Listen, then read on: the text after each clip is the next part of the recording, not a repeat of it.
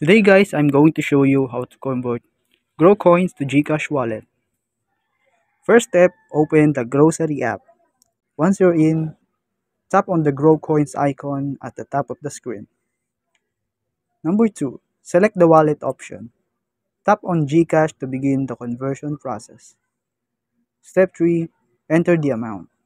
Type in the amount you want to convert, let's say 500 pesos, then wait for the confirmation code to be sent to you. Input the code. Enter the code you receive and confirm the conversion into your GCash wallet. Step 5. Tap on the cash in option. Enter the mobile number and amount you want to send. Important, use a different mobile number from your own.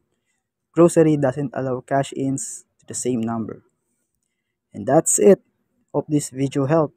Don't forget to like and subscribe for more tips.